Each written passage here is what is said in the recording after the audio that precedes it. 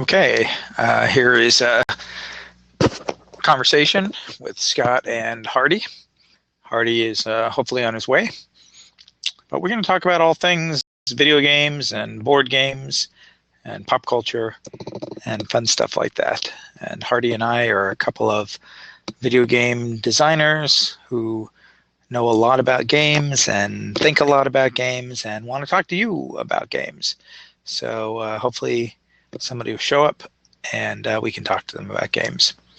So in the meantime, I think I will tell you a little bit about myself.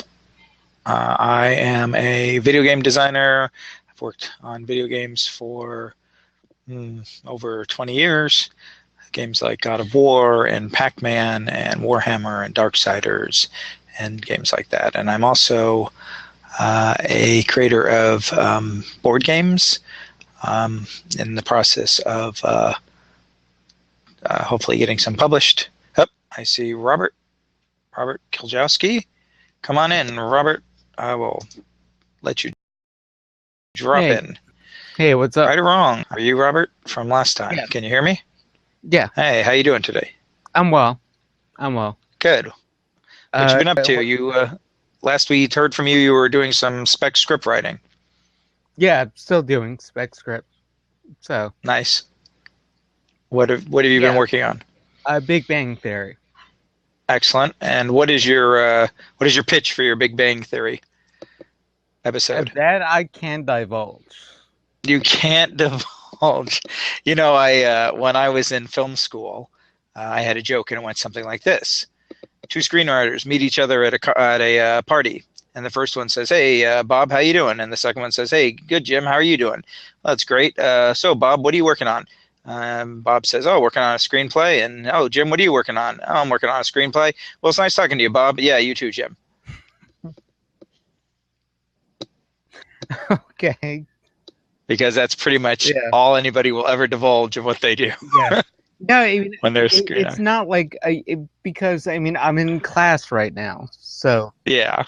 Well, nobody's gonna. You're in class. Nobody's gonna steal your idea while you're in class. No, yeah, of course. No, I think this is very interesting actually to me, because recently I've been working my way into the board gaming industry. And they are a very different beast than the movies and TV and video game people that I'm used to working with, that I've worked with in the past. Going to make this light a little less harsh looking. And in it, the general attitude that I've met of people in board gaming is go ahead and tell us your idea, because everybody is just too damn busy with their own projects to worry about stealing an idea, which is very refreshing, actually, because when I first met some folks that were doing board games, I said, "Hey, do you want me to sign some NDAs?" And they're like, "What? Send some NDAs? No way. We don't do that." So, so it's a very different beast. And like I said, I'm finding it quite refreshing.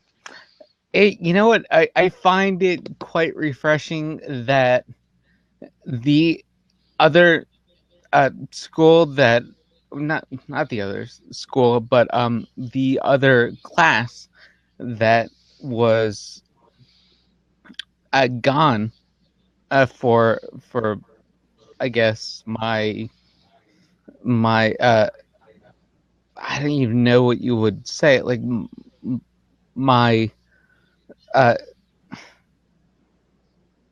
guess my constituents would be. Yeah. Are they like your parallel track? Like, are they your peers but not in the same classes? Yeah, they're not in the same classes, and that would be the Modern Family class, which I want to desperately write for, but. So there's nothing stopping you from writing a Modern Family spec script, right? Oh no! I mean, I already had written a Modern Family script. Oh, okay, all right, and that's more to your liking than Big Bang Theory. You know, it's funny. Last week you had mentioned how you didn't care for the Big Bang Theory. Is I correct with that? Yeah. Remembering that? Yeah. And I was thinking about that. I'm not a fan of this show as well, and all my friends who are are not nerds, I guess would be the best way to put it. They go, "Oh, Scott, you must love this show. Don't you watch The Big Bang Theory?" And I'm like, personally, I can't stand the show. Yeah. I don't like it at all. And I was wondering why that was. I love pop culture and I love sitcoms and so what is it about The Big Bang Theory that irks me so much? And a friend of mine summed it up very well for me. And he said that The Big Bang Theory is a nerd minstrel show. That it is a bunch of non-nerds posing as nerds trying to say, hey, look at me. I like Green Lantern. I like Hellboy. I like comics. I like board games. Aren't we so funny because we're so nerdy? But in reality, it was just for show. It was not, it didn't quite come from a place that was true. And us regular dyed-in-the-wool nerds can smell it a mile away. That's very apropos. That's very apropos. Yeah, I thought it was a really interesting observation my friend had. Yeah, especially when you said Hellboy, it's kind of like, Yeah,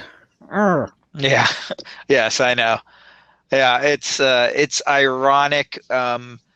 It's ironic what they pick. I mean, I've seen just enough of it. I go, well, maybe it's me. Maybe I'm not giving it a fair shake, and I watch it. Usually when I'm trapped on an airplane, do I watch it?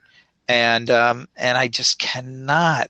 They can say as many Flash and Aquaman references as they want, and it just does not ring true. In this script, I did a Batman reference. Okay. And I did not only a Batman reference, but I did a Batman and Silver St. Cloud reference. Oh, okay. So I'm like, all right, how much more can I really divulge to people? I mean, right.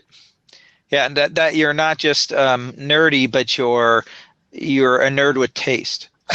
Well, I would hope so. Because if you're picking a Silver St. Cloud reference, you're really mostly referencing either the Steve Englehart run of Batman, which is possibly the greatest run of Batman ever written, I agree. or you're referencing the Kevin Smith miniseries, which is still pretty damn good. No, I'm doing the Englehart.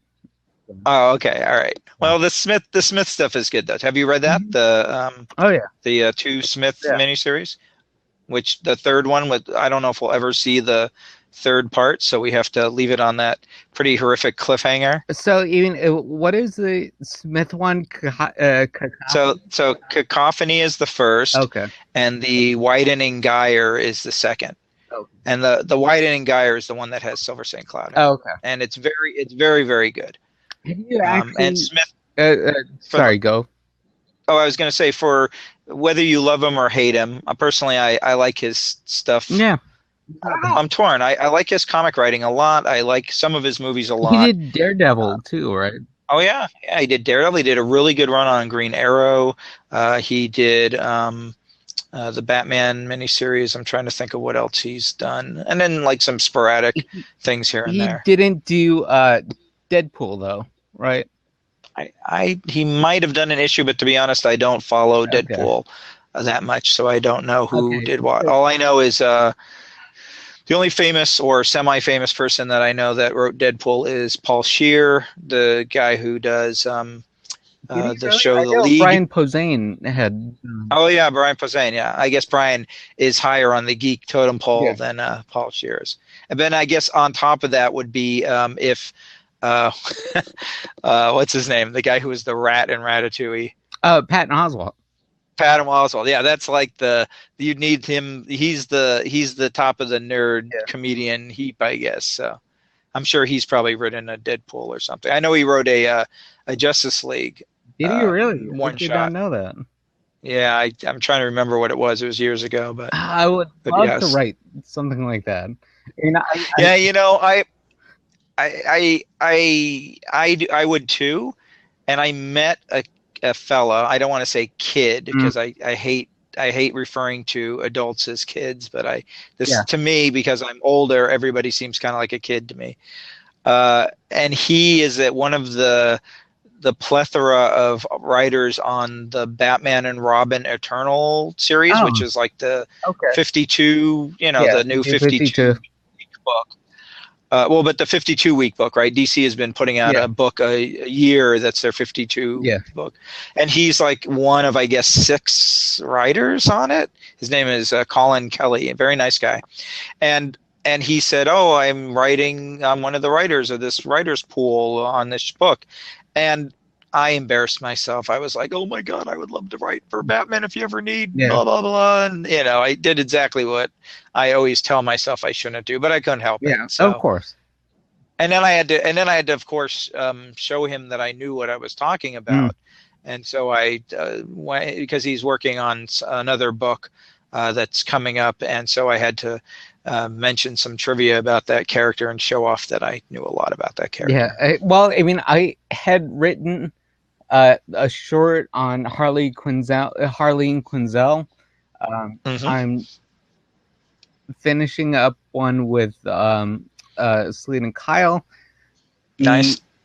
One that I'm starting, but is really pissing me off is the what is it?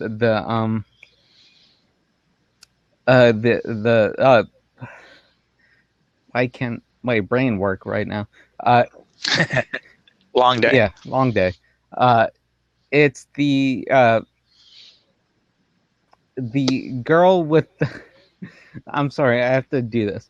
The girl with the things, the plants and whatnot. She has pants and she has things. Plants. Oh, plants. Poison ivy. Poison ivy. Yeah, Pamela Isley or Ivy or whatever version they're going to stick with this week now. So I have to. Yes. So the Gotham girls seem to be your favorite. Yeah, really, very much so. Now, did you watch that web show when that was on many years ago? Yeah, I did. That was good. It was pretty good. And I'm just getting off. My girlfriend and I were just watching Justice League. Justice League Unlimited. Oh, fantastic. Good stuff. And I take it you've seen all the Batman and Superman animated. Oh, yeah, of course. I have. And now have you watched... Animated on my... I have a DVD set of it. So. Oh, excellent. And I take it you've watched the Brave and the Bold. Oh, yeah, of course. Oh, okay. All right. Yeah. That's that, I think, as much as I love the animated series and the Justice League Unlimited, for my money, the Brave and the Bold is the best animated Batman. Yeah, it is.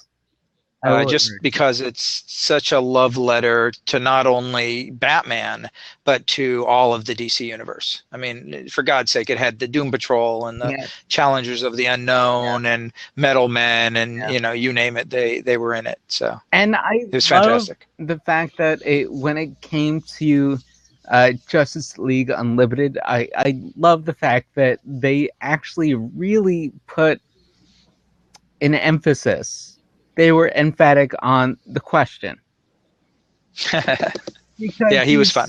Such like a random character. Well, he's been around since the 60s, since the Charleston books. Yeah. I mean, that he's got a long history, and he was part of the DC universe since '85 when they rolled him into him and Blue Beetle and Judo Master and Nightshade and all those Charlton characters got bought up and rolled into the DC universe during Crisis. But he's so random. Well, what's really fun about him is, I mean, that him and all the Charleston characters are the templates for the Watchmen. Yeah. But before that, or maybe after, I'm trying to remember.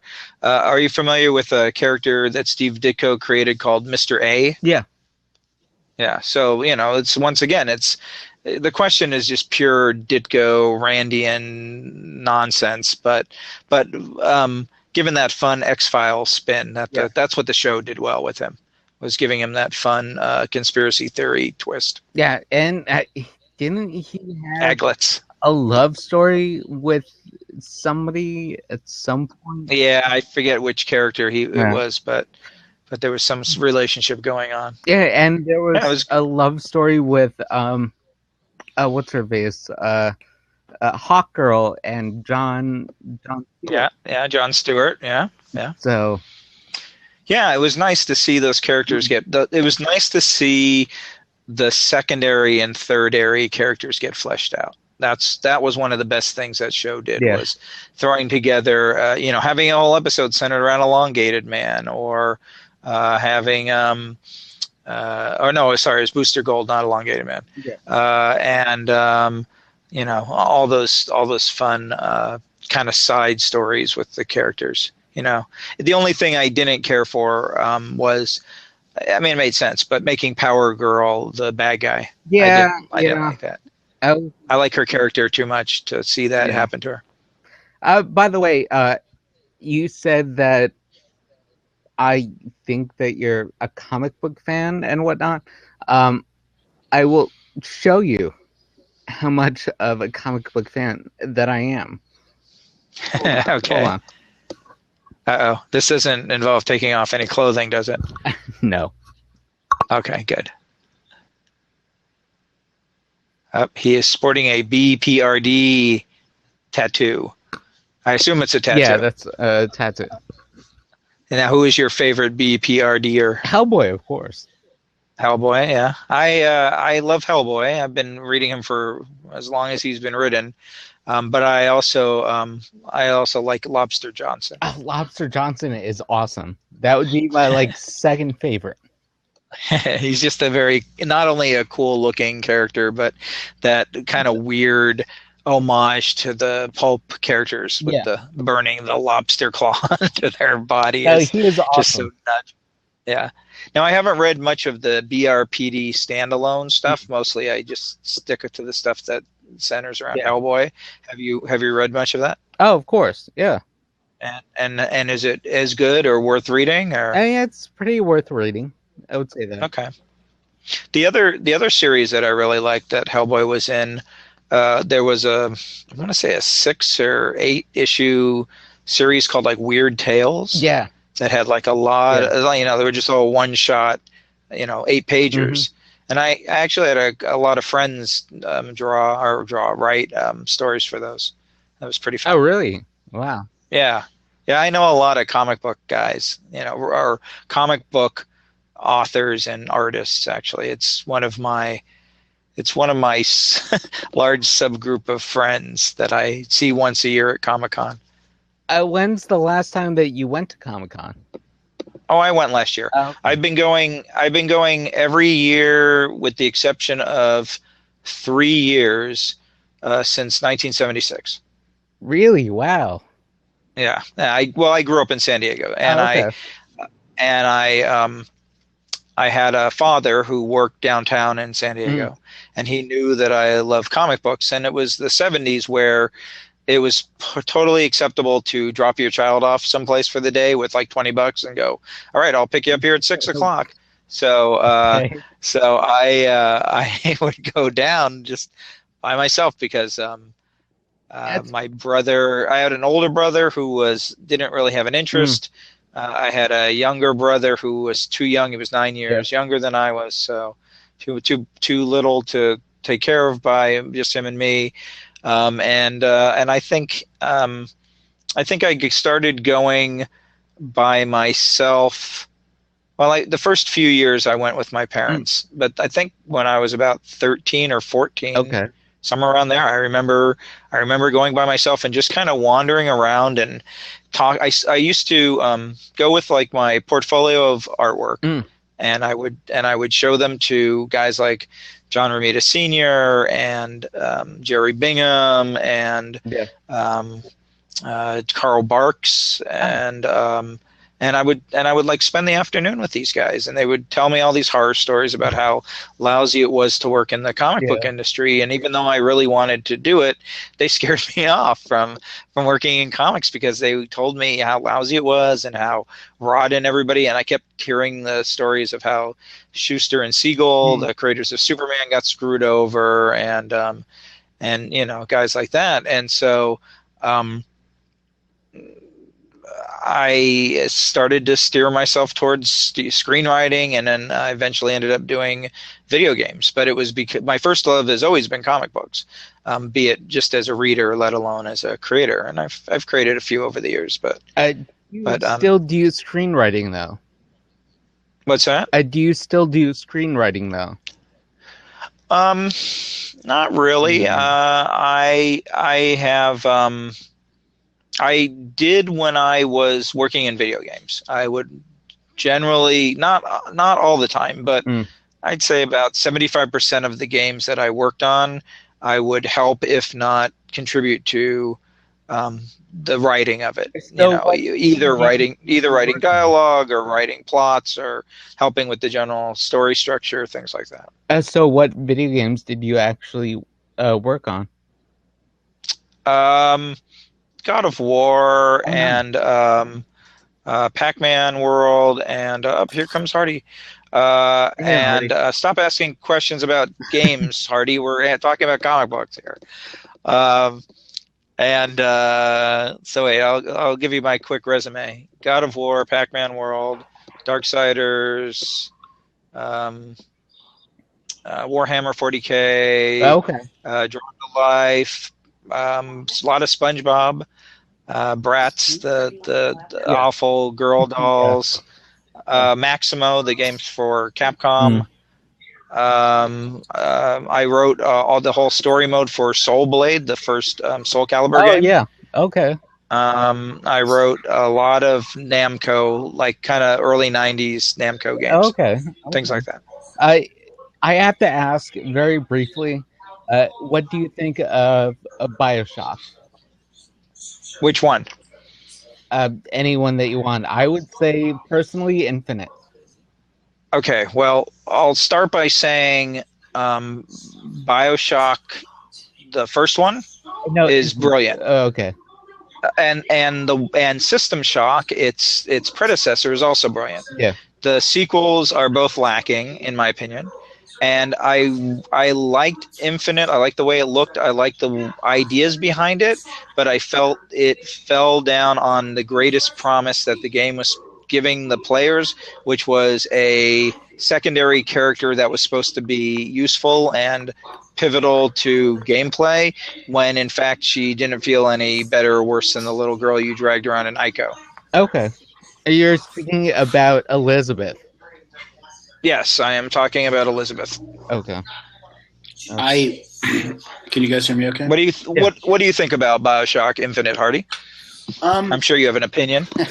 Well, it was weird actually. I sat down and I started to play it, and I was getting into this world, and they were taking me through this incredibly long introduction where I didn't have a gun and I wasn't allowed to shoot anybody.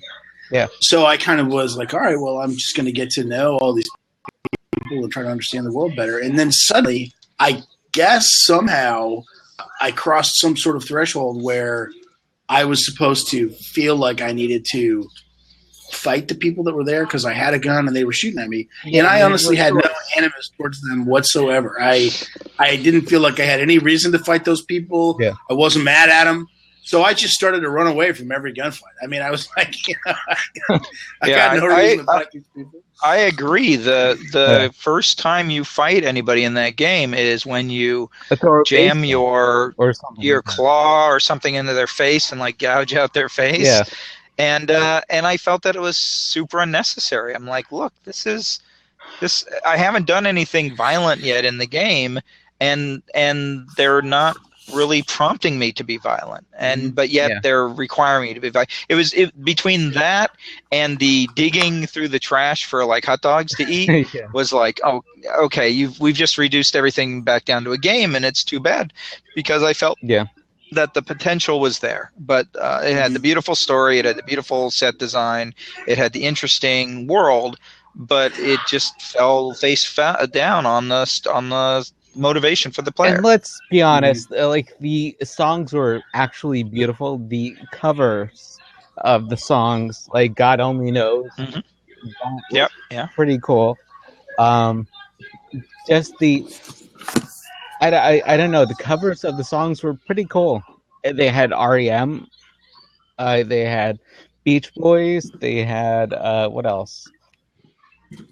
Because the one thing that it had given me shivers was in prior games, the what was it? The Beyond the Sea cover, which was very haunting, very haunting.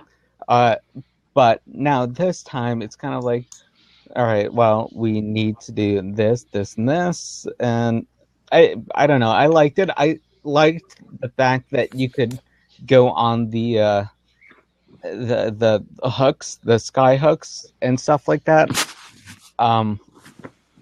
Outside of that, though, the story. Well, the sky hooks were I felt were kind of frustrating.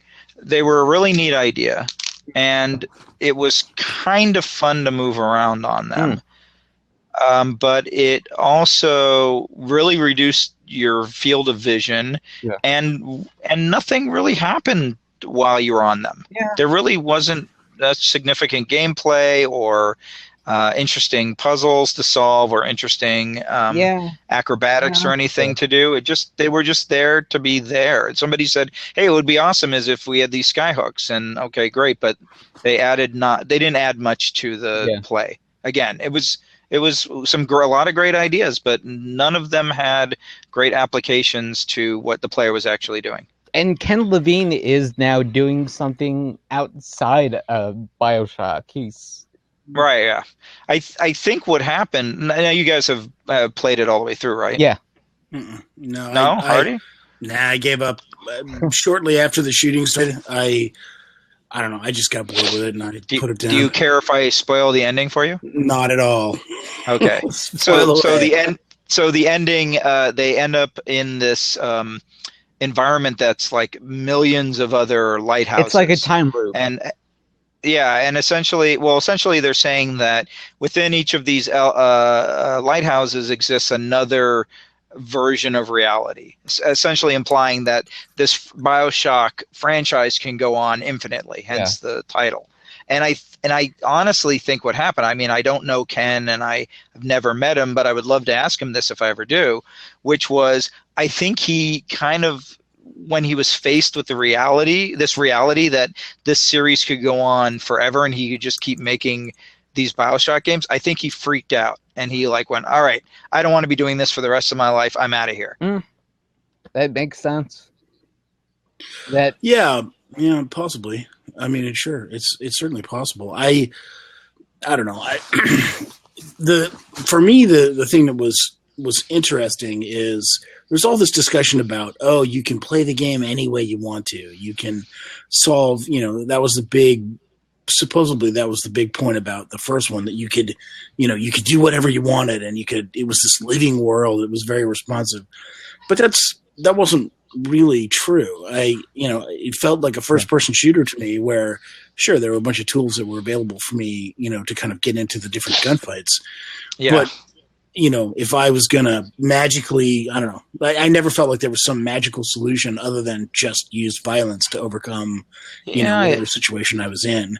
Particularly on the heels of the first BioShock, the promise of that morality system that we've seen in other games, like all the Peter Molyneux stuff, or even the Knights of the Old Republic, or now granted, I have my own issues with those type of games. I think that any game that says you are doing good or you are doing bad and being judged by the game system, I think is flawed. I think it goes against the whole spirit of what that game should be about. I think it should be ambiguous to the player, and only by the reactions to the world or the consequences to the world should they be able to realize or even make their own call whether or not they're doing something good or evil.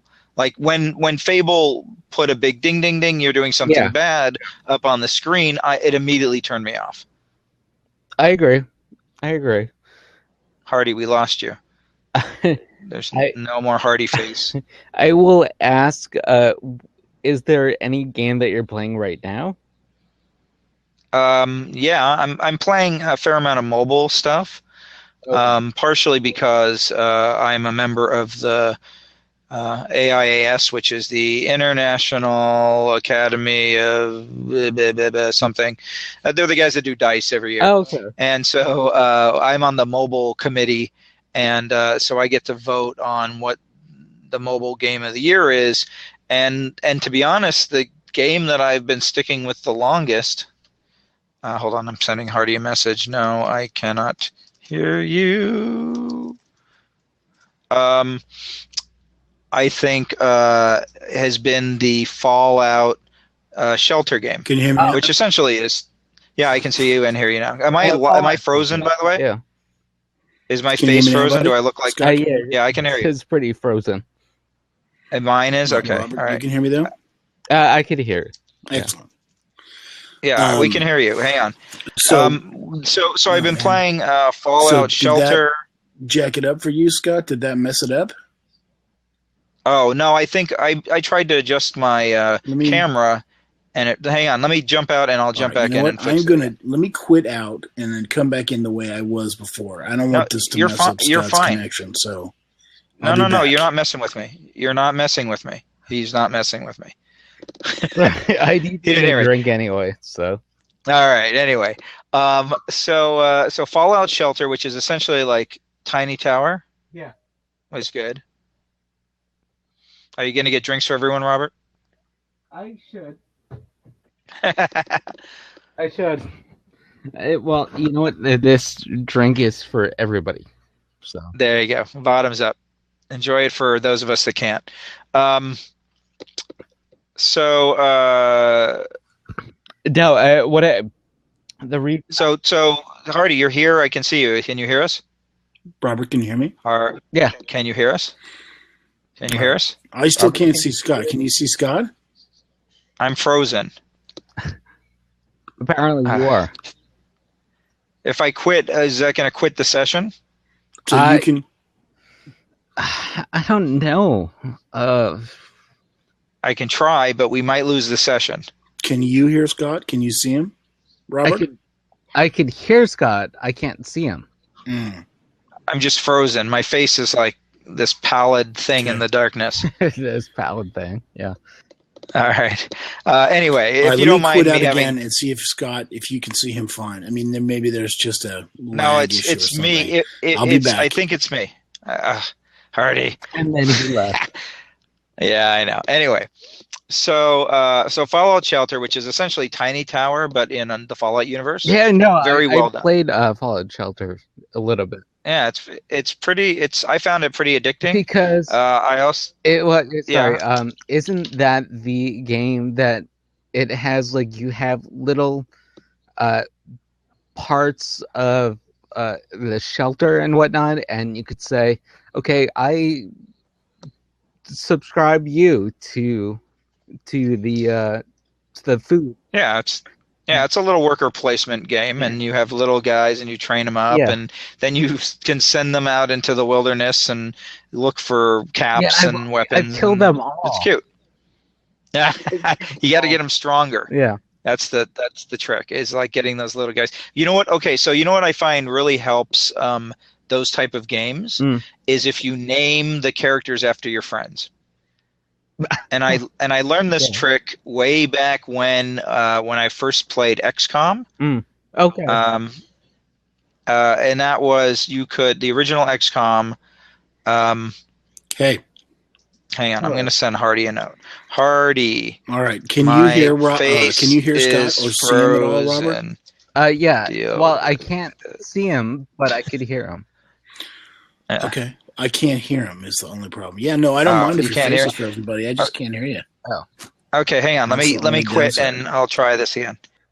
Oh, Okay, so he's going to dip in again. all right. And I have to ask you, Hardy, Mhm. what had you played any video games recently? You know, I pretty much just play on mobile these days. Okay. I play a bunch of stuff on mobile. I play, well, Candy Crush. no, No, no, not Candy Crush anymore. I was playing something, some weird RPG I downloaded the other day. I'm trying to remember what it's even called, like Assembly or Assemblage or something like that. I don't even remember. Hey. I download and try a lot of mobile stuff. Hey, he's back. Hey, buddy. There you are. Can you talk? Yes. Can you hear me? Yeah, I can hear you fine. Beautiful. Awesome. So, Hardy, you gave the exact same answer to Robert that I gave him. What's that? He was like, have you been playing anything? And I said, yeah, a bunch of stuff on mobile. But that's actually not true. And when you're done telling what you've been doing, I'll finish up my thoughts.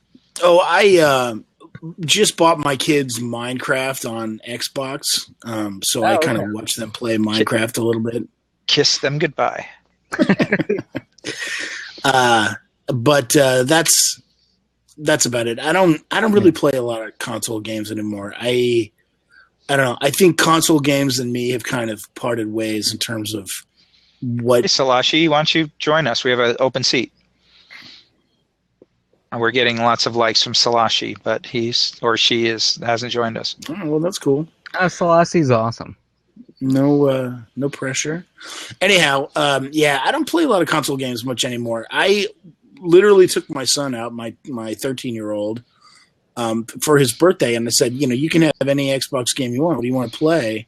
He didn't want to play any of that stuff. We were kind of standing there looking at stuff, and he was like, nah. Hey, Salashi. How you doing, Robert? Yes. Hello.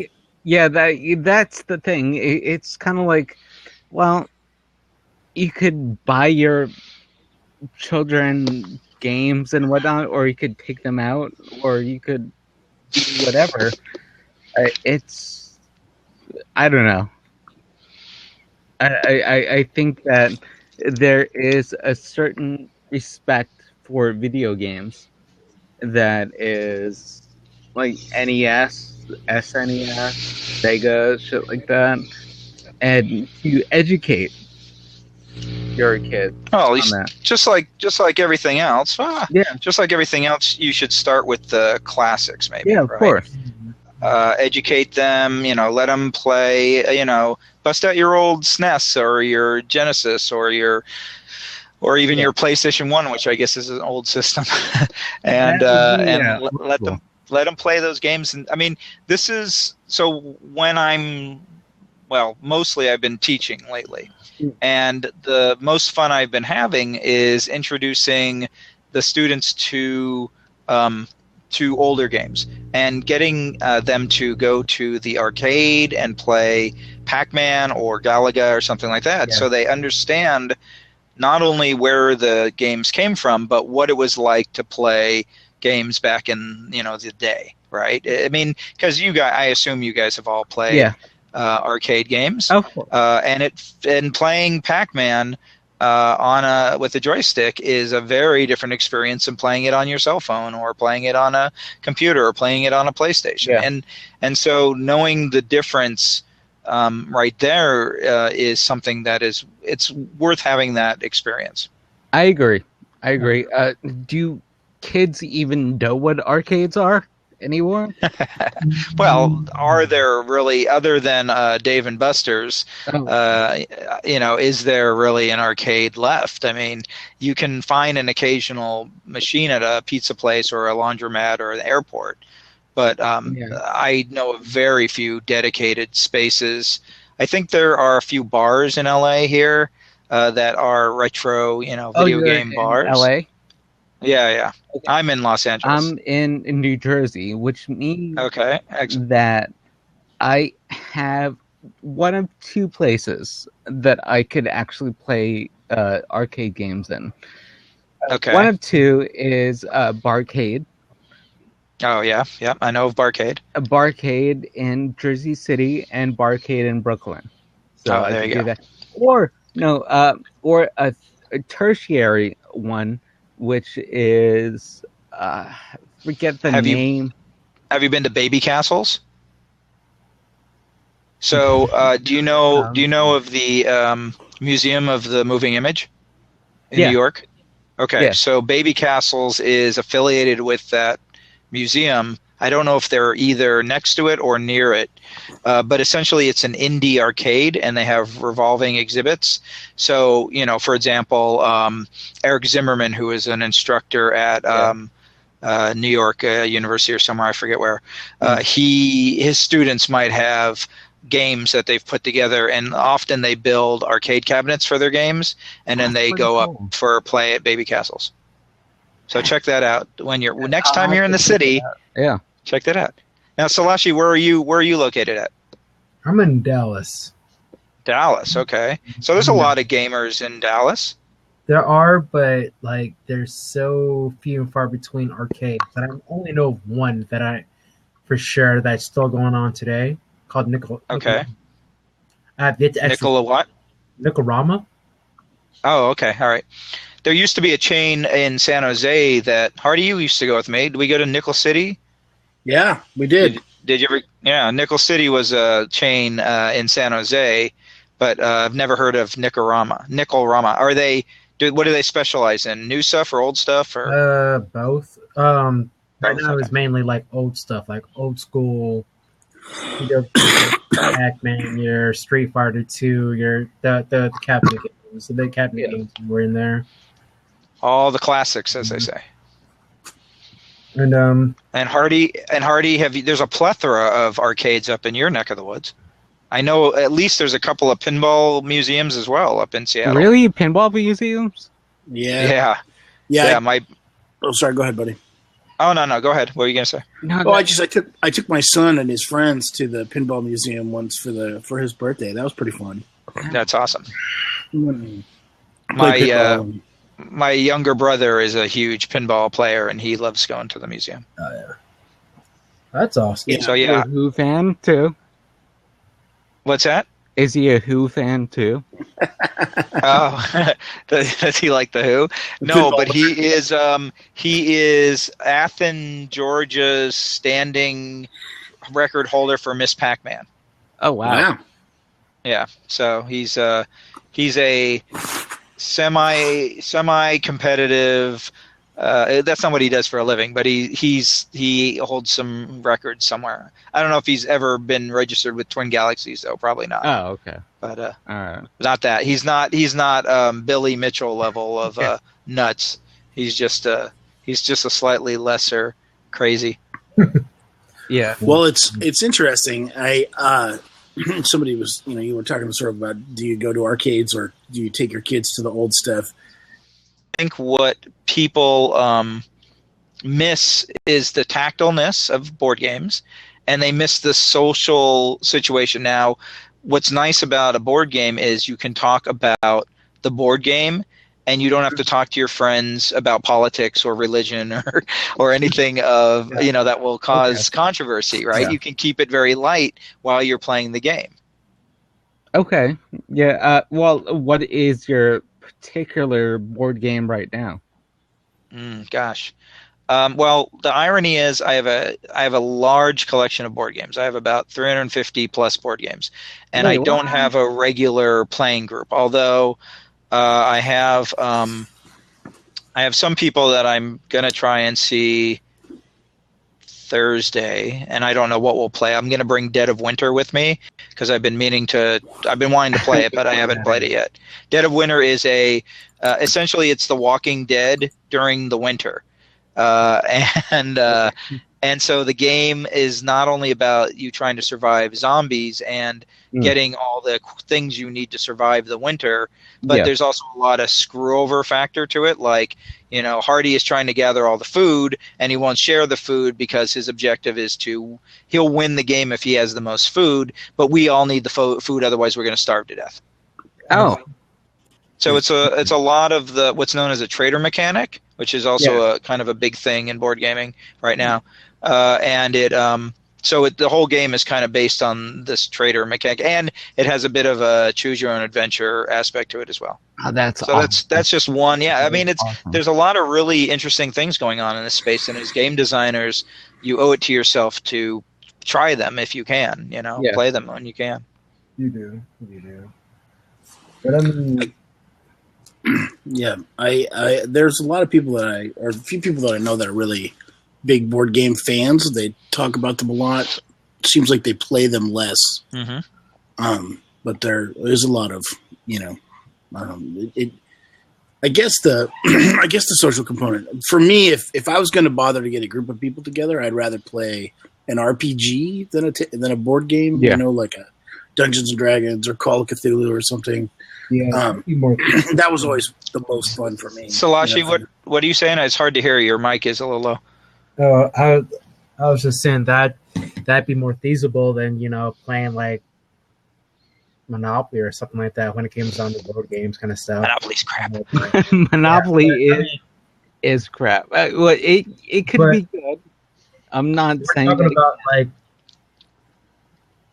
stuff like what you were talking about like earlier. Yeah, I mean, sure we could do that, but not very many people because it's not simple enough to actually Right. Well, so the nice thing about board games, and particularly since around, I want to say, well, it started in the late 90s, but it really kicked in around 2005 or 6, is two things that really have helped board games. One is that they are much shorter. So as much as I would more than happily grab my, pen and paper and dice and go into the Tomb of Horrors and spend 3 or 4 or 5 or 6 hours, I think that the time commitment that most RPGs require are scary to people. They don't want to act because acting is outgoing, and most people would prefer not to be outgoing. Yeah. Or conversely, it's the time commitment. In order to play these things properly, you need 3+ hours to get it. It really doesn't start cooking until a couple hours. Where most of these board games, and particularly the games that are known as Euro games, they strive to be somewhere around the 90-minute mark. So that way you can get in, you can play kind of a fun, fulfilling experience and be done in an hour and a half and then bail to whatever else you have to do with your life. And so they're very amenable to a lot of people's lifestyles. I think that that's part of the reason why they're also becoming more popular. Even with a video game. I mean, if I want to play a video game, I need to hunker down for several hours and start playing, right? I don't know about you guys, but of course. Console game, it's all about, how many hours can I get in rather than I'm just going to play for 20 minutes. Oh, of course. And they're very amenable, as you say. They're very just like it's so accommodating. That's the thing. Is that good or bad in your opinion, Robert? It's good, I would think. Okay. All right. I wasn't sure the way you were saying it. It wasn't sure if you were positive or negative about it. It's a good thing. How about you, Salashi? Do you play any board games, or are you just all video games? Right now, it's all video games. I mean, when I was when I was working for a liquor store early on in the year, I was going over to our friend's house playing Dungeons and Dragons for the first time ever. That was like 3-4 hours of just work and whatnot. So, Yeah. And what would you play? What was your character of preference? My character of preference was Elf. The Elf. Uh-huh. Okay. Yeah. Human/elf. I'd make him half human, half elf, and make him like I want to say like a bard or a rogue. A rogue, more like it, and then like go to town. So you were you more into the role playing aspect of it? Yeah, I was more into the role playing of like actually getting out and creating. But would I actually bring out some of my other friends to actually come to this? Probably not, because they wouldn't. No. So do you think are they just more video game types, or are they just not into that kind of gameplay? Both, because it's, for one, it's technology. Everybody's gonna be, ooh and all. Technology's sexy. Yeah, it's sexy. And two, acting out in public with people you consider your friends and you're gonna act dumb with, it's not cool to them at all. So You know, I do have to ask something. I'm certain that I have to ask something. Yeah, what's that? Hey, Taylor. Had you, pray tell, had you actually watched the Deadpool trailer? the newest one that came out, or like, The newest one. yeah, I've Okay. seen it. Hardy, have you watched any of the Deadpool stuff yet? Yeah, I'm not into Deadpool. I never. Oh, you can't. This might be the first, other than the Watchmen. This might be the first comic accurate movie ever made. Yeah, exactly. And you're gonna miss it, even if, I mean, sure, Deadpool is stupid, and it's sometimes it's just dumb humor and that, but It's stupid. but we gotta. You said it right I there. know it's stupid. Yeah, Like, but drop the but mic, we walk gotta off stage. go. It's stupid. Look, here's the thing: superheroes to me are not people with guns. I don't give a fuck about guys with guns. Okay, all right. And I get that's that. number one. Number two, self-parody in any form, be it a movie or anything, to me just bores the shit out of me. Like, I don't give a fuck about self-parody. I never have. I've never thought it was clever or interesting. The whole idea of the merc with the mouth. So that's 2 strikes. Strike 3 is he's got the same problem that Spider-Man has. When you draw the character, you can make his face expressive. But when you put the character in a mask on screen with a full face mask and solid eyes, you're not acting. At that point, you just bore the shit out of me. Watching him dance around like an asshole doesn't do a thing for me. Oh, So, man. No thanks, Deadpool is going to suck. Him.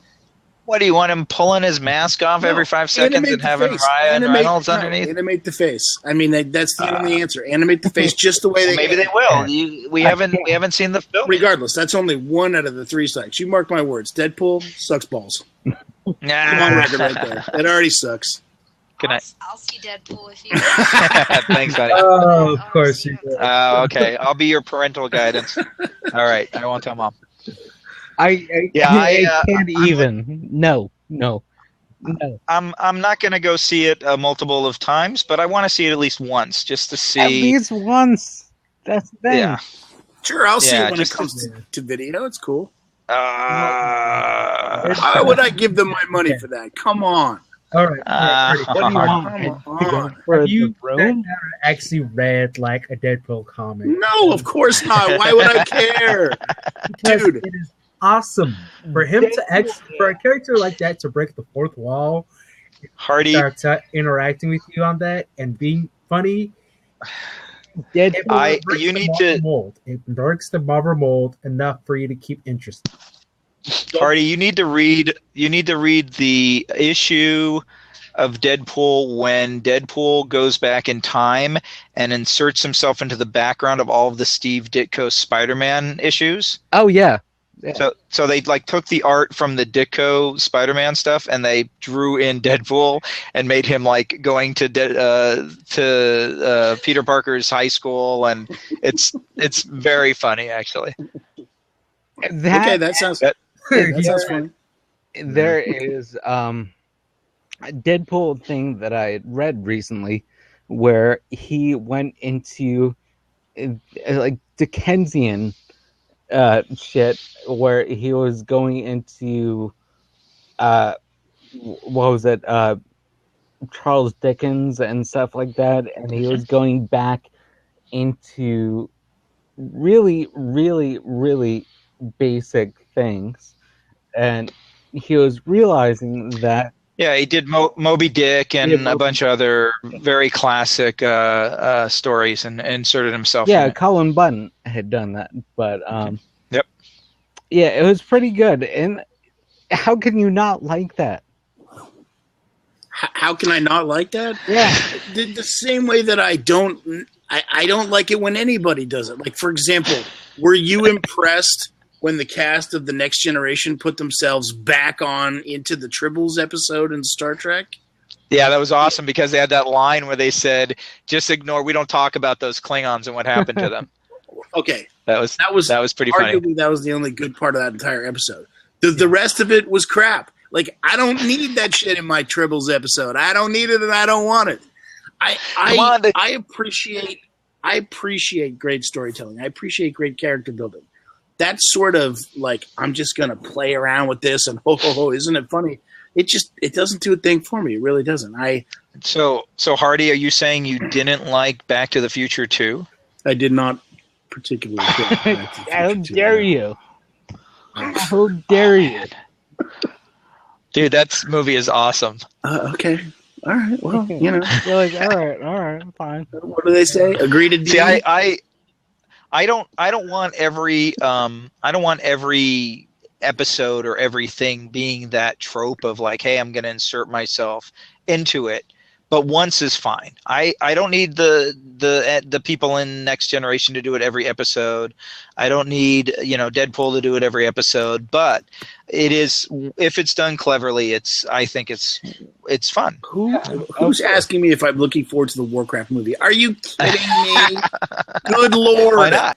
Give me a break. Don't you want to see real orcs moving around and riding their wargs? And, come on, look, and collecting gold and saying zug zug. Party on that one. Oh God, it's the most stealth forever, dude. It's a giant commercial for their crap. Buy our shit. It's so beautiful. You could buy our figures and you could buy our toys. And come on. You know who invented the look of that stuff? Games Workshop. They invented all that stuff. And basically That's all true. these people are doing is coming along and ripping it off and doing a bunch of oh, come on, people. We can see through, their lives. But Games Workshop was ripping off Tolkien, so there you go. It's fair game. Not visually. No, well, Tolkien couldn't draw for shit. So. Yeah. But you couldn't pay me enough money to go see the Warcraft movie. No way. Yeah. In that respect, though, what movie are you guys looking forward to, if any? Not Batman or Superman. That's Suicide Squad. Suicide Squad. Okay. Batman v Superman is, to me, kind of like Batman v Superman. It's just... They didn't do it right. They are not going to do the Batman versus Superman movie right because they're putting... The thing is, it's supposed to be about Batman facing, doing his last deeds on Earth. That's before he finally gives up being Batman. But and it's supposed to be the inaugural episode of the Justice League. I think that's what it was getting. Yeah, and they're not doing it right. I agree. I am torn. I think that I'm hopeful that Ben Affleck will be a good Batman, but I think this is the wrong film for him to be a Batman in. Kind of like what happened to Clooney. It's kind of the same thing. I think Clooney wasn't a bad Batman or Bruce Wayne, but it was just a horrible film, and it's just he's gonna be like, I don't know. Every time I see anything from that movie, it just makes me cringe. But I've written off all the Batman movies since '89. Even in retrospect, even '89 disappointed me. But all of them have I just have not cared for any of them. And Hardy knows how big of a Batman Scott is the fan biggest I am. Batman fan of all. There's no question. He is the bad fan. As a matter of fact, he's even brought me around. See here on my chest? Oh, wait. Oh, look at that. There you go. Nice. It's Batman right there. Dark Knight, So Dark Knight. the funny thing... Sorry, no tattoo. The funny thing about Batman versus Superman is that in Dark Knight, you get this very interesting examination of Batman's psychology. And that's what we're really studying in that whole graphic novel is the kind of the things that drive Batman and what makes him tick. And so, digging down into that, sort of exploring the roots of his psychosis and the psychosis of all the people that resonate with him and how he's driven to do what he does, sets up the whole clash between him and Superman, so that at the end, you could sort of see Batman driven to accomplish this thing because he's not trying to win the fight; he's trying to fake his own death. I mean, that's the whole point. And So this, for me, the whole question of who would win in a fight between Batman and Superman, it's a ridiculous question. I mean, if Superman ever actually chose to fight Batman, which he never does, there's no fight there at all. I mean, there is no fight. Even if Batman has a super suit that's powered by the entire city, it doesn't matter. Yeah. Superman can fly. But it's the great debate, right? Who would win? Thor versus Superman, Batman versus Superman, Spider-Man versus we can Hulk, answer all whatever. Those questions every right? This time. Is throw them at me one at a time. I'll tell you exactly what it is. Yeah, Thor beats Superman because Thor has magic. Superman's vulnerable to magic. But for any answer that you give, I can probably find a comic that proves that. Because it's all fan fiction. Actually, I would make the case that who is going to win in a matchup depends on what you need for the narrative. Storm with no powers can beat Cyclops and has because they wanted to make a case for the narrative that you could see her determination and her resolve and her. No, it was all about that punky mohawk. Exactly. A stupid mohawk. Conversely, whatever, you can see whatever. Anybody can beat anybody on any given Sunday, right? Just like the NFL.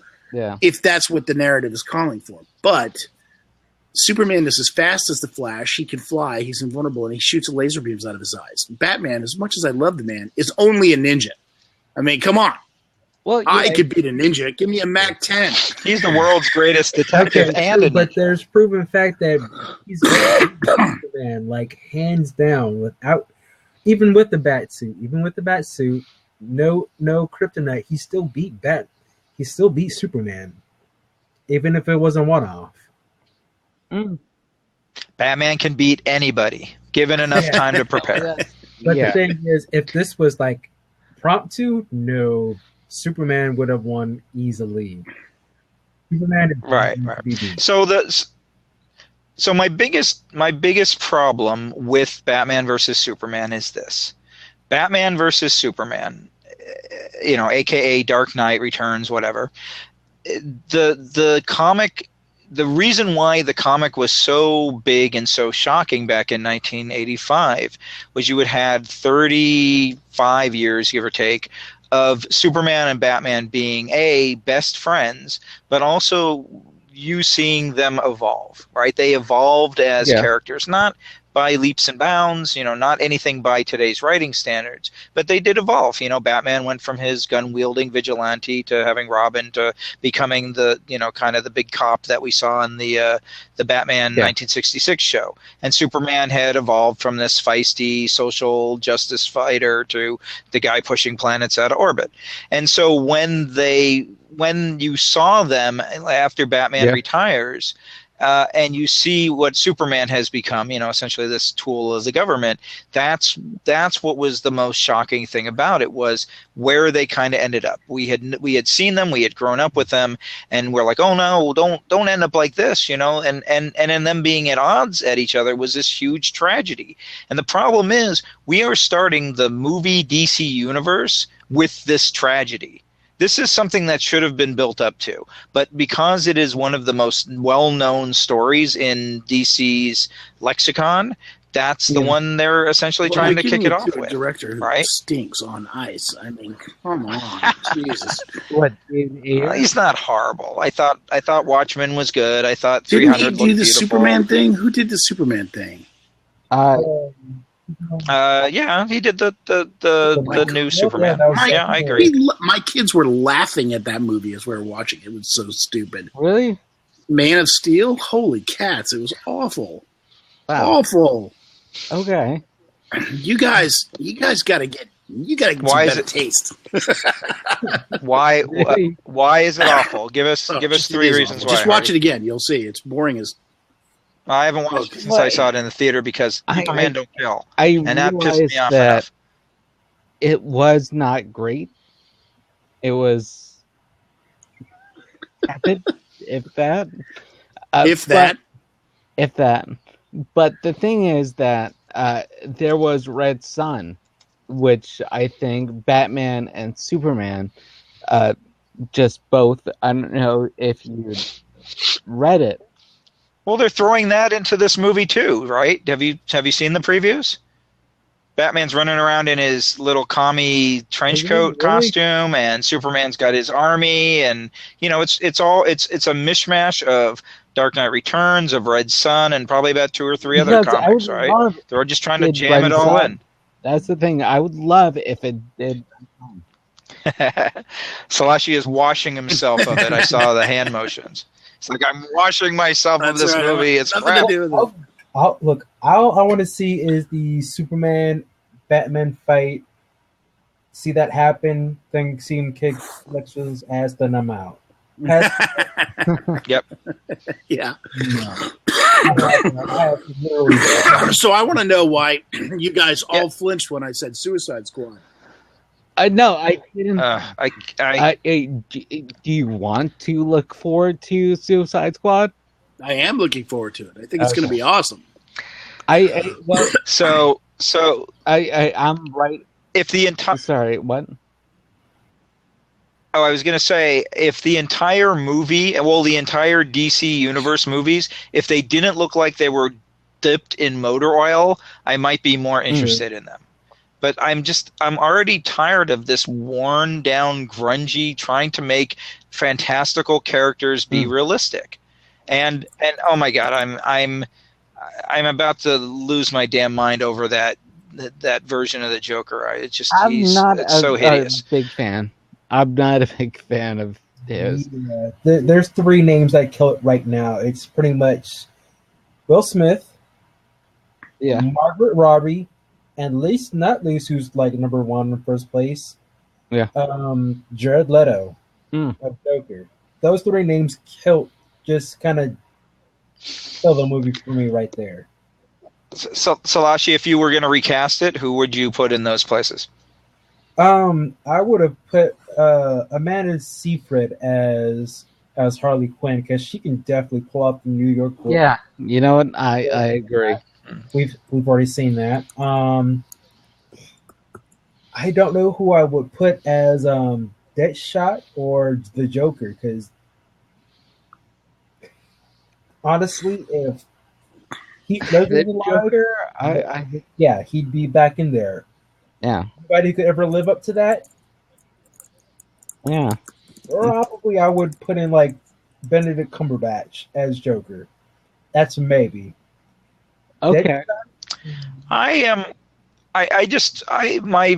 of my bigger problems is I don't care for the visual. I mean, okay, I'm old fashioned, I'm sure, but I don't care for the new versions of this new 52 versions of these characters, because those versions are going to be gone in like another 5 years. Mark my word. I mean, they're already talking about a relaunch of DC again. Going bankrupt. I heard about that. I was like, this is like how many umpteenth time you guys have been going under and having to revamp again.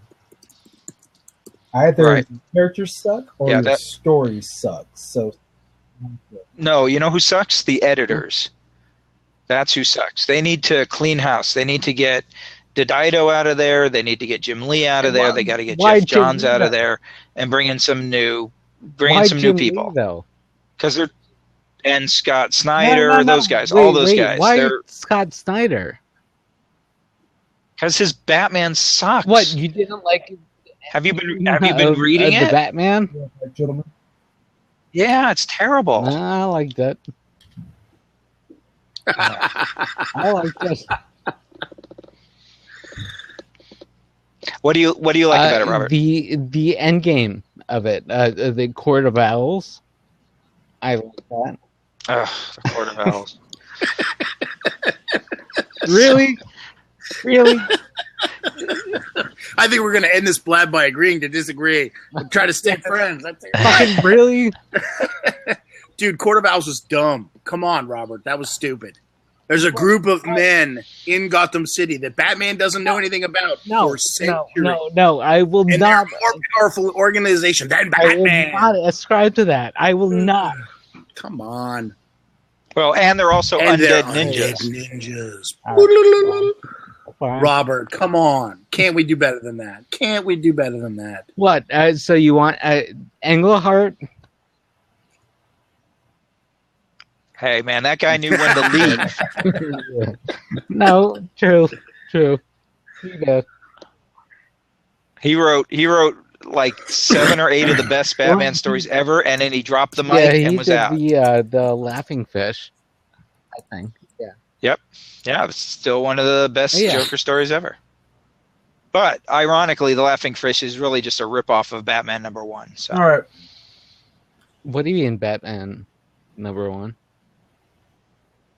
The read the Joker story from Batman #1. That's the Laughing Fish. He just added the fish, but it still was an awesome issue, and it had beautiful Marshall Rogers art, no relation, and so All right, it was good.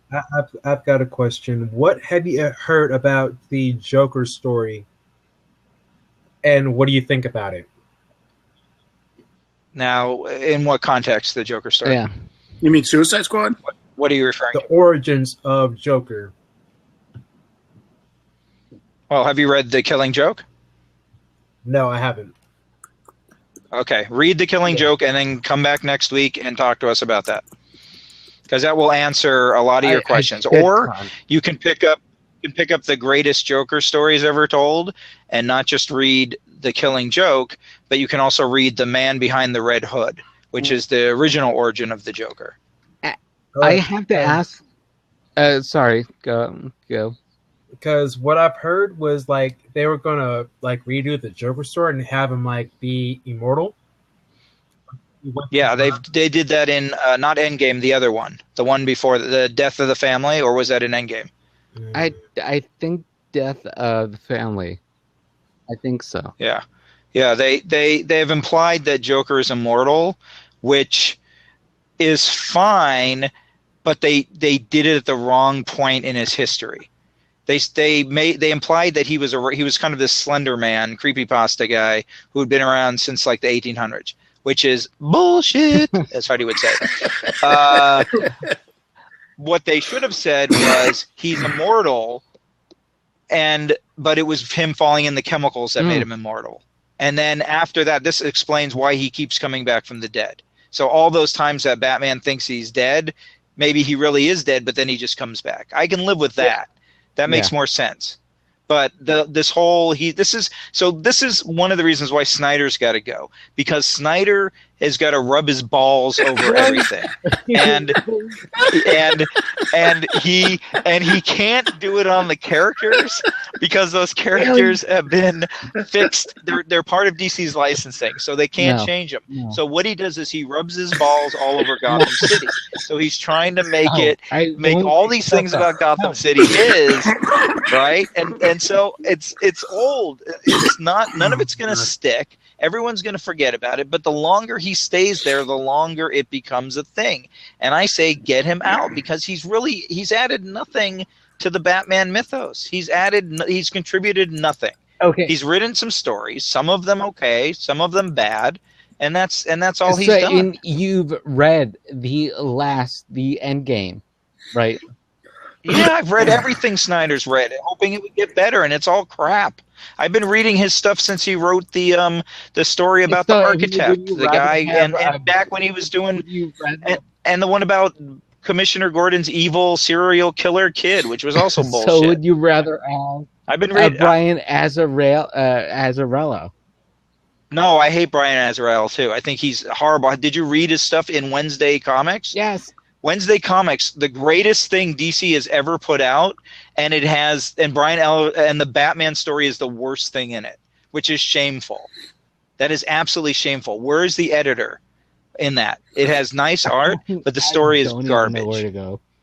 It really does. You broke his mind. all I can say is this: go back, go to your local go to Midtown Comics, because I know that's the one New York comic store I know. Pick up one comic from the 80s or the 70s. Go pick up something from the 70s. Okay. Those writers in the 70s, guys like now I'm going to blank, but like David V. Reed, or guys like Len Wein, or guys like Michael Fleischer. Those guys managed to, or the old standbys, Denny O'Neil or blah, blah, blah. Yeah.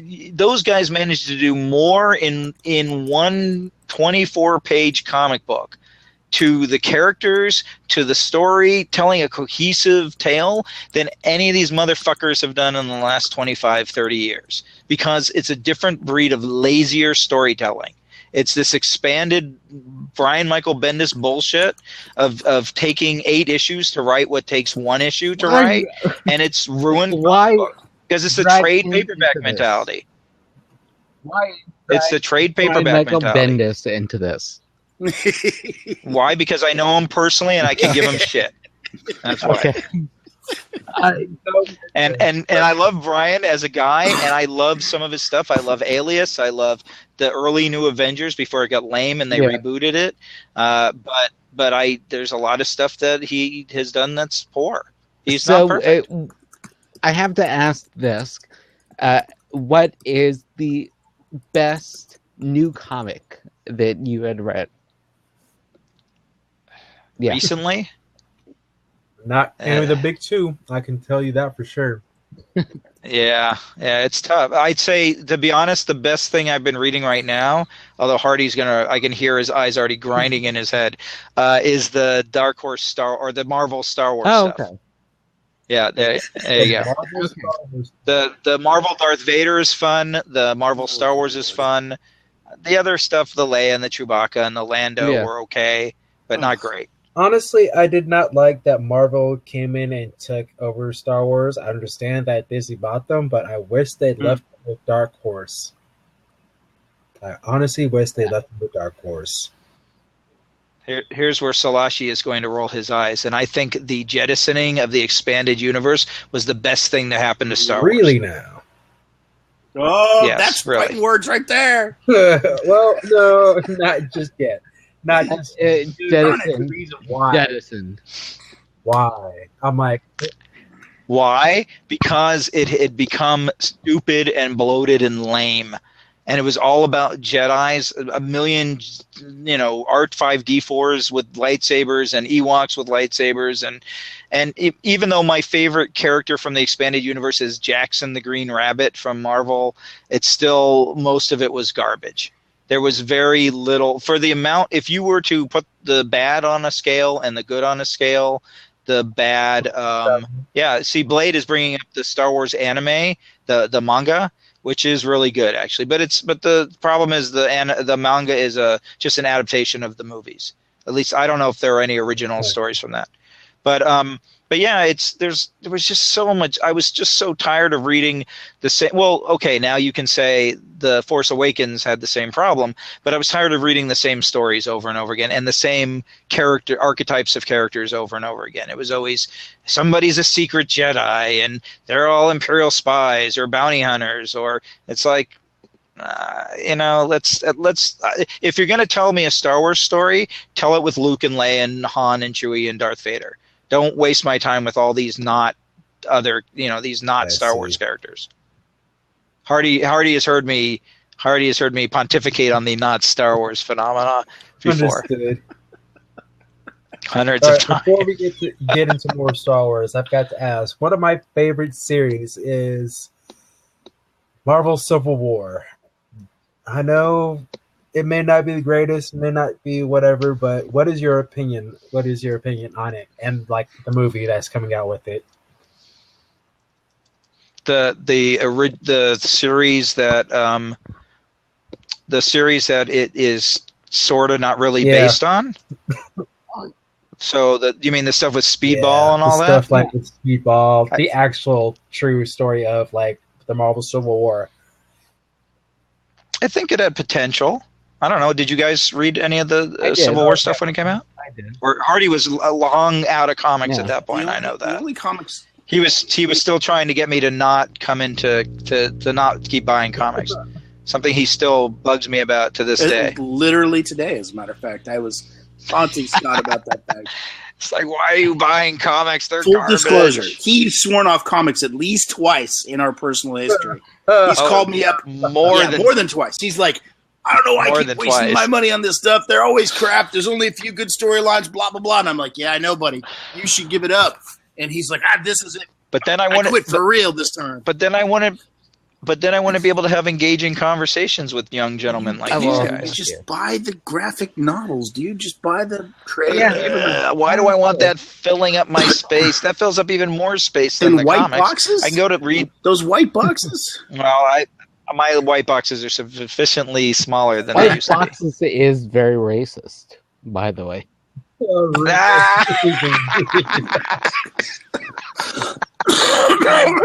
My God. Apologies. Comic boxes? I call them long boxes myself, Robert. But is that sizist? I guess. No, but Wait, where's the? Yeah, I gotta upload have that. That was too We funny. gave bearings. I mean, it's just the thing is that I've read the comic, the whole series of that comic, and I up and down 5 times in a row, whatever. I love it.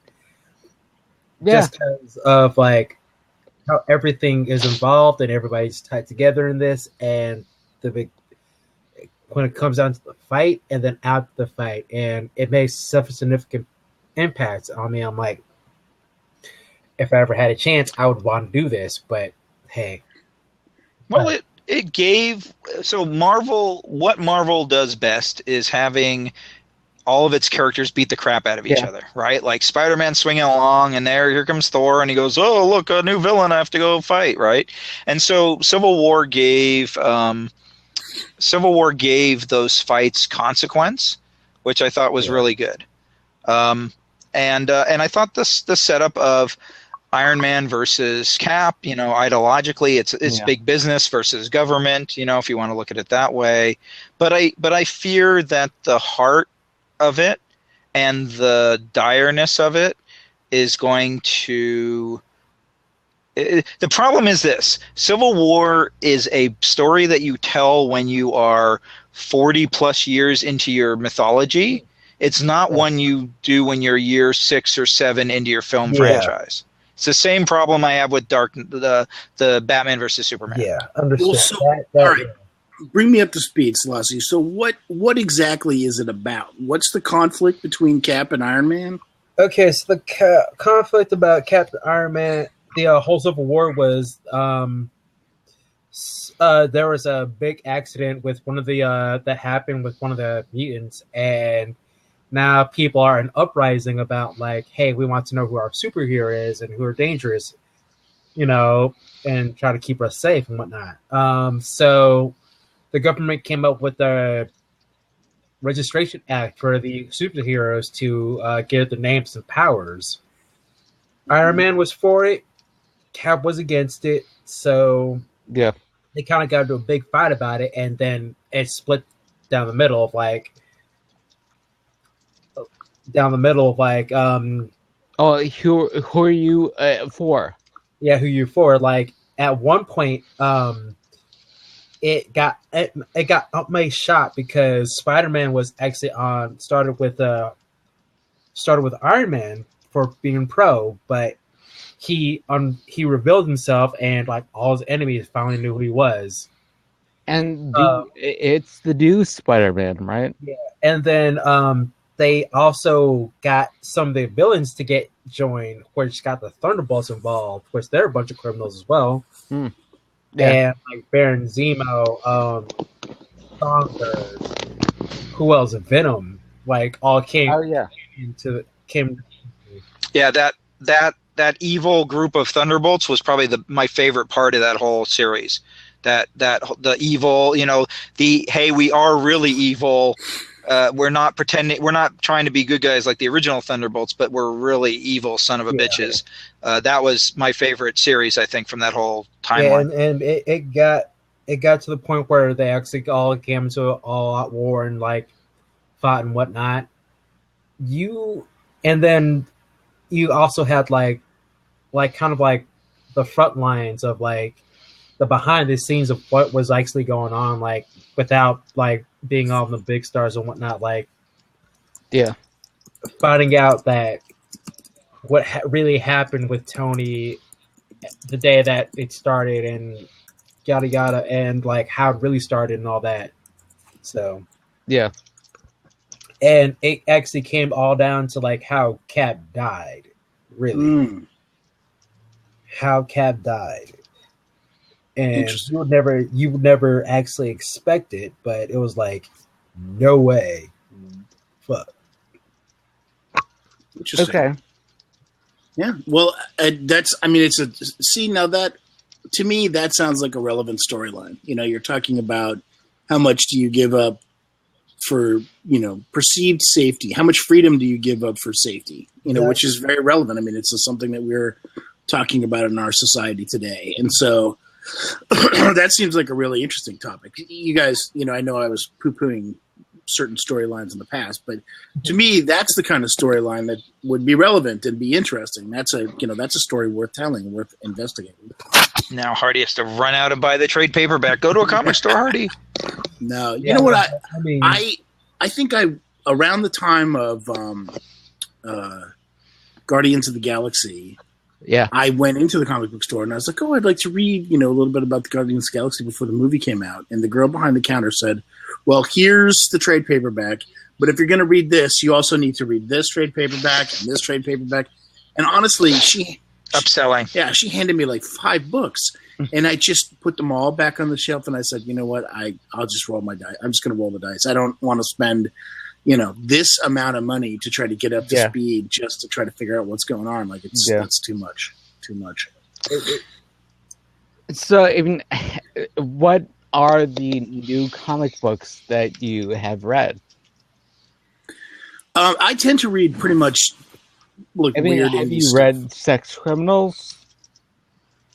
No, I haven't. I think the newest thing that I read that I was enjoying there for a while was Prophet. I put that in the chat for a while. Prophet. When they kind of relaunched it with that really crazy, super far futuristic thing. Yeah. I was really enjoying that. Like that's so it's weird indie stuff. I still love Astro City. I've loved Astro City kind of the entire time. I got bored with Astro City. Really? Yeah.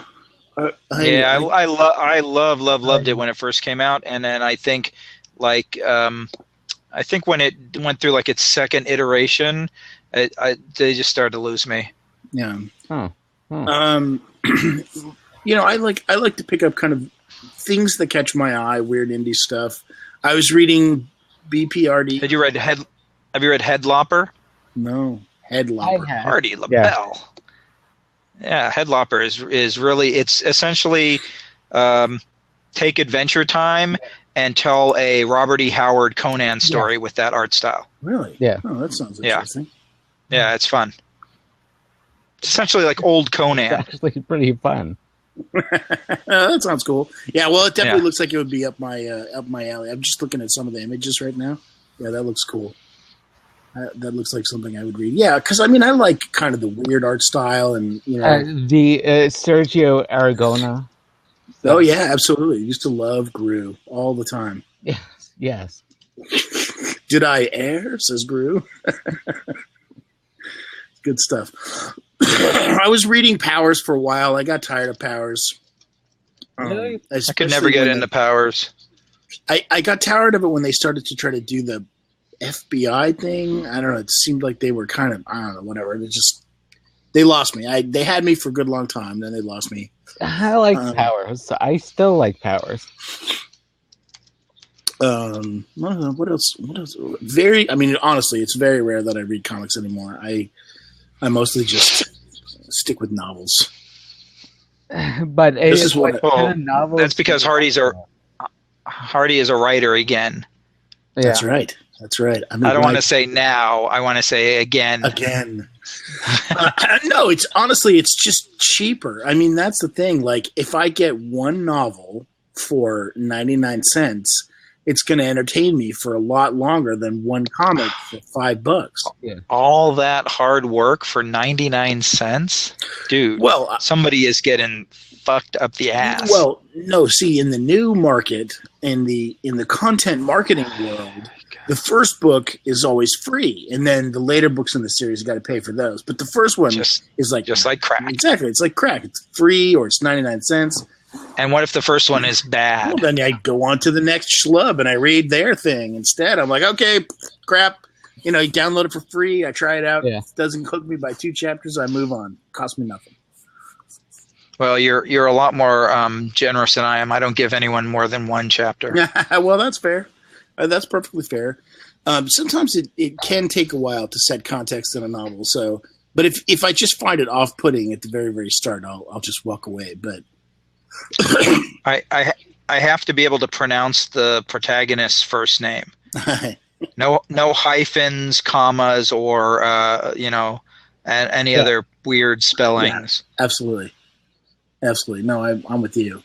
Yeah, I don't know what else is. Oh wait, can we go back to the Suicide Squad thing for a second? I really want you guys to tell me what. So, Robert, do you have a beef with Suicide Squad 2 or no? No, not at all. I actually did podcasts for Suicide Squad a couple of days ago, and I loved it. I did. I really, really loved it. But my truck with it was kind of all like Margot Robbie. I didn't like her so much. So you're like Salashi. You don't like the casting. I wasn't a fan of the casting. I was not. It breaks my heart that the first version of Harley Quinn we'll see on screen is the skanky, Kesha version of Harley Quinn. That breaks my heart. That I don't. And I know we've seen Joker not a million times. We've seen Joker 3 times on the big screen, but I want to see Brian Bolland's killing Joker. Yes, I don't want to see metal teeth tattooed up, gangsta hippity hoppity, Joker. I want to see Joker, right? I don't want to see this gangsta Joker, right? It's the thing about, to me, that if I were characterizing the Joker, I think he's too vain to do any of that stuff to himself. Yeah, I think he'd be like. That's the thing. I cannot express this enough. That it's just shitty that it's dipped in oil. It's just everything is filthy and grimy. It's oil and water. Yeah, that too. And I mean, I'm interested in the story. I've always liked the Suicide Squad. I've always liked them when they've been more about supervillains and less about. You could get somebody better. That's the thing. Well, it's just I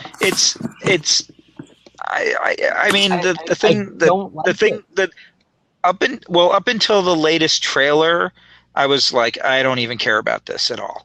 But to be honest, when I saw the latest trailer, I'm like, okay, they're at least most of them are kind of acting and looking like supervillains.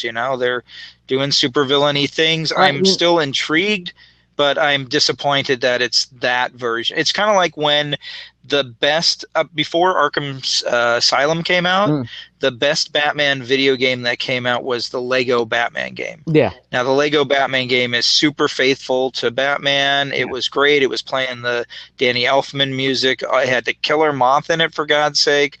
But I was always, in my heart of hearts, a little disappointed that the best version of Batman we'd ever gotten in a video game was the Lego version. It kind of like cheapened it a little bit. And so when I see the Suicide Squad, I have the exact same reaction. I'm like, they're being faithful to about 40% of the cast. Yeah. But it's like, why this version? Why the new 52 version of Suicide Squad? Why couldn't it have been some other version of these characters? Technically, it's one of those things where, like, why not the new 52? I don't know why or why not. I have no idea. Well, so for me, I'm I'm looking at I look at this Joker and I look and thinking about the Joker. The thing, going back to Dark Knight just for a second, the thing that was interesting to me about the Joker is that he is very much outside of the rational mind. He operates kind of outside of rational society. Yeah. And it's something that they've sort of gestured at lots of times in the comics and in the movies. This idea that he is what he thinks is funny, and what drives him is art or humor or kind of amusing himself in these absolutely psychotic and really dangerous ways. So yeah. Well, the whole point of the Joker is it's not that he's funny, it's that the joke is on you. That's what the joke in Joker is about. It's like, ha ha, I just killed you. Or ha ha, I just maimed you. Or ha ha, hey, that's hilarious. Oh, yeah. It's not. It has nothing to do with. If you go back and read Batman #1, man, it's all there. In that first issue, he is so well defined in that first issue. It's all there. So when I look at this, the Suicide Squad. I lost Hardy's voice. I can't hear you. Can you still hear? Hang on, let me see if this. Hang on, I might be able to fix this. For all we know, Hardy could be swearing into the camera. Can you hear me? I was gonna say, for my money, I think that honestly, I want Joker to be some sort of very clever, sort of almost Riddler-like character. But You mean like the Riddler? he's not. Yeah. Can you hear me now? Yeah. Yes. So, but, Robert, yeah, if you want to see the best Riddler movie ever made, watch Die Hard 3. Okay. All right. Die Hard 3 is the best Riddler movie ever made, and the best Calendar Man movie ever made is a movie called not Calendar Girls. It's a Kevin Kline detective movie where essentially he's out trying to outwit a guy who's like the Calendar Man. Yeah. Okay. So these things exist. The problem is they're not fucking Batman movies. They're like the best Batman movies, but without Batman in them. Yeah. Or Riddler or Calendar Man or whoever. Yeah.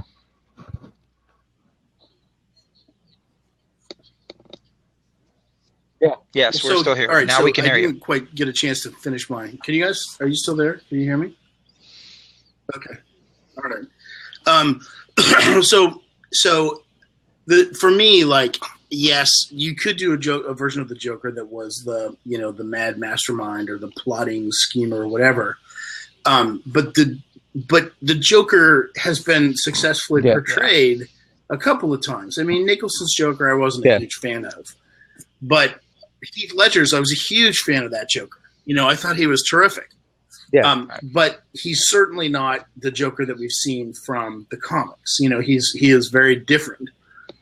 And so for me, if the actor is interested in finding really like trying to approach the heart of the character, that madness, that dangerousness, that willingness to sort of go outside the boundaries of society and not just live there, but, whatever, amuse himself or make art or really just, play a joke on society, then I'm like, okay, well, let's go check it out. Let's see where it goes. So I definitely understand the reticence, I think, on the part of certain people to say, oh, well, the Joker wouldn't put tattoos on himself, except for that he could, right? Because he could be anything that is outre, that is, off-putting, anything that is makes people uncomfortable or afraid.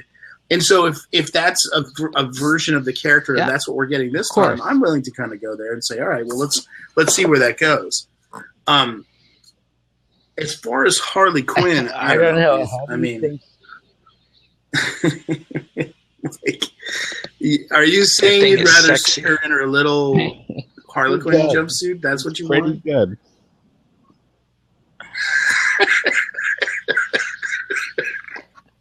Essentially, she's evolved though. In the comics, she has.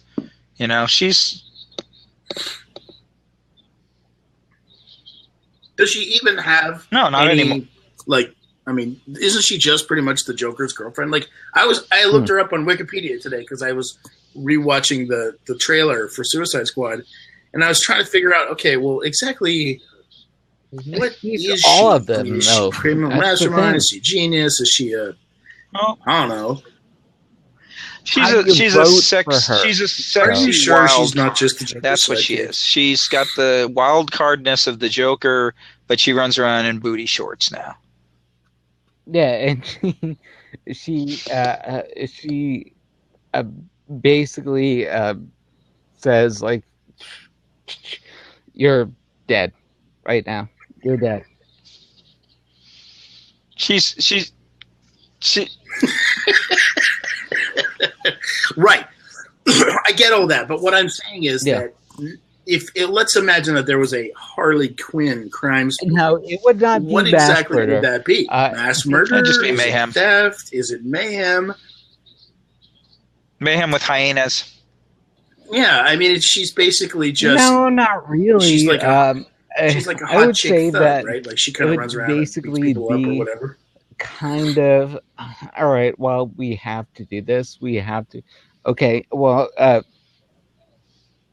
I guess we have to do this. Okay. Well, I like Batman and whatnot. I have to kind of skirt around him and whatnot. I have to really, really, really do this. But okay. Well, we have to. Okay. All right. Okay. Well, do I have to fuck Deadshot?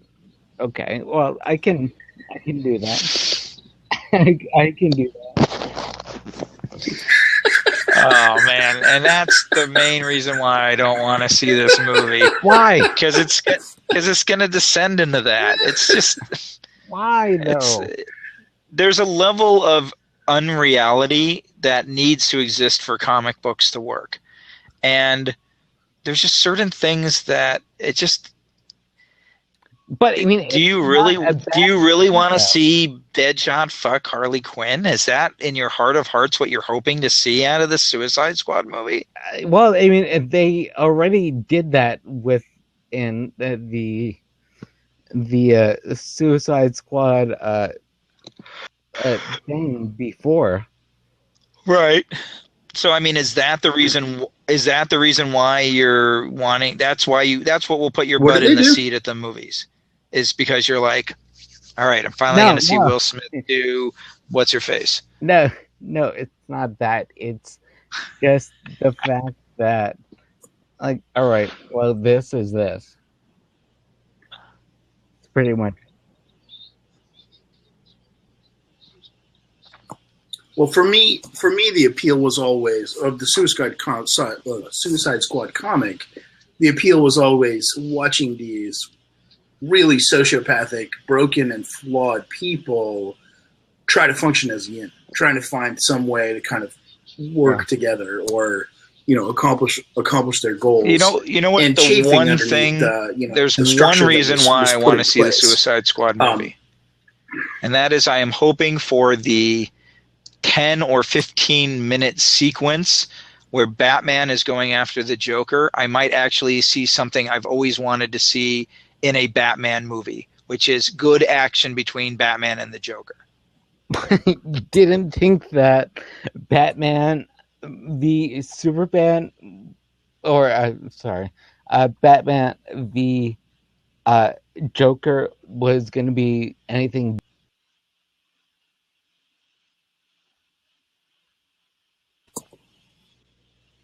Well, what do you mean? In what? In the other movies? Yeah. He doesn't have good fight scenes with any of those. The choreographing in the Burton film is garbage. He doesn't fight particularly what's his face Ledger in Dark Knight, and so I want to see. I want, as Kevin Smith puts it, I want to see Batman punch Joker in his turkey neck. That's what I want out of Batman. Hey, apropos. If I can't get true renditions like true versions from the comics, and I can't get death traps, and I can't get all the fun stuff that I love about comic books, at the very least, give me a good punching scene. Yeah, it's funny because unfortunately, Joker versus Batman really isn't much of a fist fight. Though. No, not really. But Joker is always a little sneaky, and he's got acid flowers and knives up his sleeve, and it's always fun to see him kind of get the upper hand for a moment on Batman.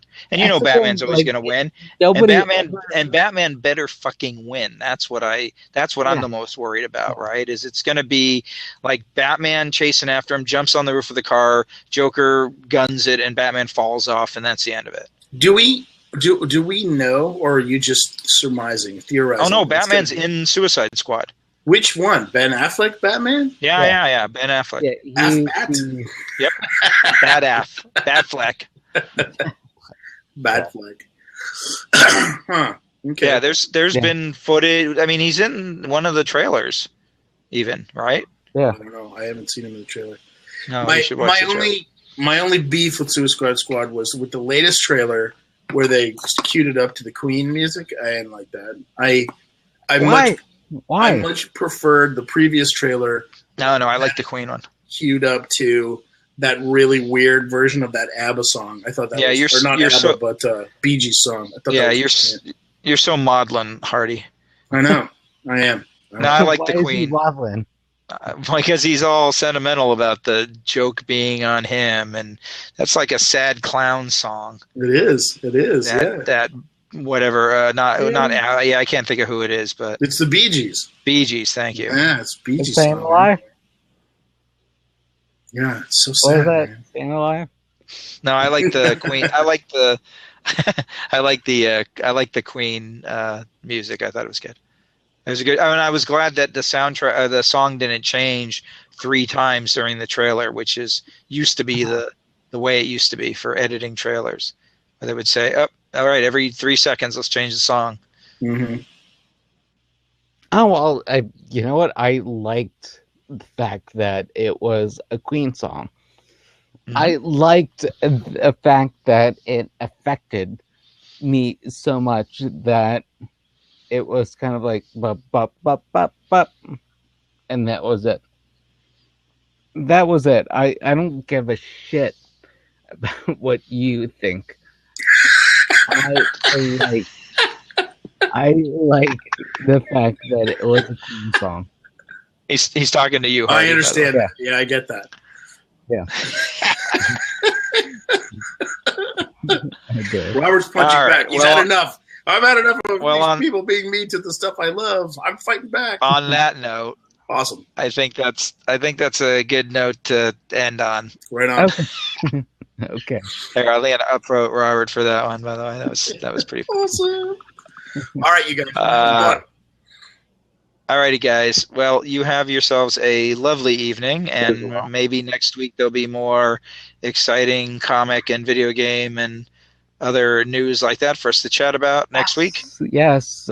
Next week we have to do Xbox One. Oh, I haven't watched that yet. My wife is watching it downstairs, and I will save my X-File comments till next week. Okay. But thank you for everybody who showed up, and all you chatters out there too. And I don't know, any parting thoughts, guys? I will regale stuff. I will send you my shit. So there you go. And read comics, play games, and come and talk with us next week about it. Of course. Awesome. Thanks, everybody. All See right. ya. Bye.